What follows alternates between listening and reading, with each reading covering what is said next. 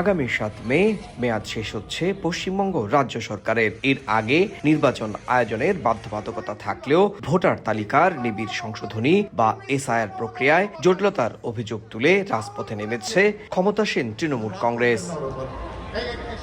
রাজ্যের 7,66,00,000 ভোটারের মধ্যে এবার বিবেচনাধীন হিসেবে যুক্ত হয়েছে 62 লাখ নাম, বাদ পড়েছে 58 লাখ। তৃণমূল কংগ্রেসের অভিযোগ, নির্বাচনে হেরে যাওয়ার ভয়ে বিপুল সংখ্যক নাম বাদ দিয়েছে বিজেপি। আর তৃণমূলের বিরুদ্ধে বিজেপি সহ বিরোধীদের অভিযোগ, রাজ্যে 58 লাখ মৃত ও স্থানান্তরিত ভোটার রেখে জালিয়াতির মাধ্যমে ভোটে জিতে আসছিল মমতা বন্দ্যোপাধ্যায়ের দল।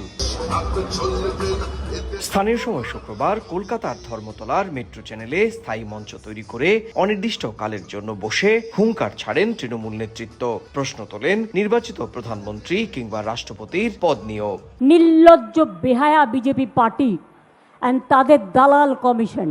মনে রাখবেন, আমরা ইঞ্চিতে ইঞ্চিতে কাজ করি, তাই আমরা খুঁজে বের করি। তাদের আমি এখানে প্যারেড করাবো।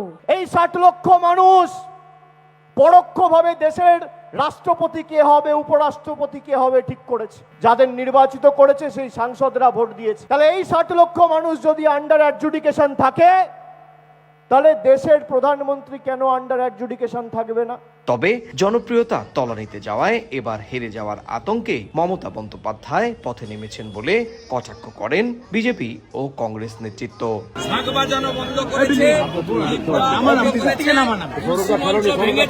তাদেরকে পশ্চিমবঙ্গের ভোটার তালিকায় রাখার জন্য ধর্ণা দিতে বসেছেন। ভারতীয়দের জন্য উনি ভোটার তালিকা সম্পূর্ণ করার মধ্যে দিয়ে, অবাধ করার মধ্যে দিয়ে ততক্ষণ পর্যন্ত নির্বাচন করা উচিত নয়, নির্বাচন স্থগিত রাখা উচিত। যদিও অভিযোগের পক্ষে বা বিপক্ষে শক্তিশালী কোনো তথ্য প্রমাণ দিতে পারেনি কোনো পক্ষই। এই রাজনৈতিক বিতর্কের মাঝেই ঘনিয়ে আসছে ভোটের সময়। তাই ভোটার তালিকায় বিবেচনাধীন নামের বাছাই প্রক্রিয়ায় বিচারকদের মাধ্যমে দ্রুত শেষ করতে চাইছে নির্বাচন কমিশন।